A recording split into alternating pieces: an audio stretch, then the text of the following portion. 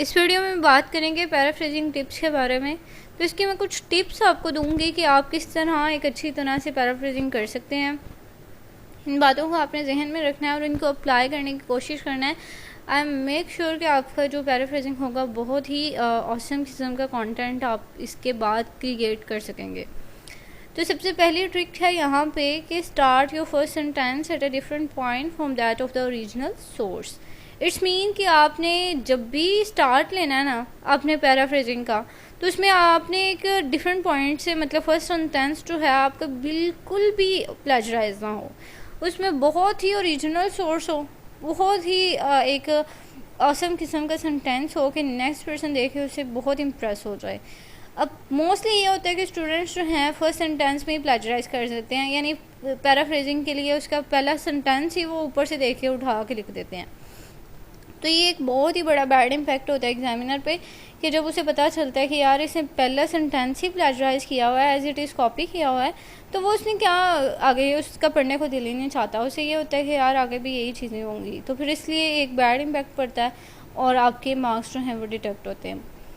Second thing कि आपने synonyms use करने हैं, यानी कि वर्ड्स जो हैं उनके मीनिंग सेम हो।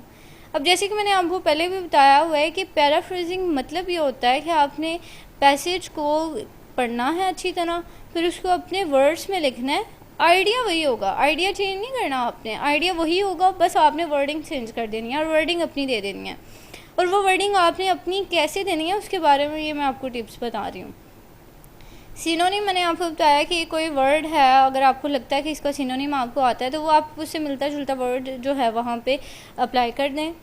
थर्ड थिंग कि आपने स्ट्रक्चर को चेंज करना है, सेंटेंस स्ट्रक्चर। अब सेंटेंस स्ट्रक्चर को आप किस तरह चेंज कर सकते हैं, मतलब कि आप इसमें active voice passive voice use कर सकते हैं।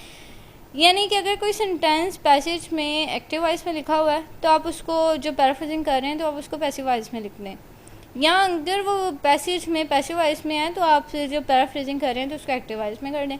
इस तरह सेंटेंस स्ट्रक्चर जो है वो चेंज हो जाएगा, आपकी लैंग्वेज चेंज हो जाएगी, यानी आपके वो वर्ड्स जो हैं उनमें प्लेजरिज्म नहीं आएगा। आइडिया तो जाहिर है हमने सेम ही रखना है, तो आइडिया तो सेम ही रहेगा, लेकिन आपके वर्ड्स जो हैं वो आपके अपने हो जाएंगे कि आपने उसके वर्ड्स नहीं लिया, आपने अपने वे में, अपनी यूनिक वे में लिखा है।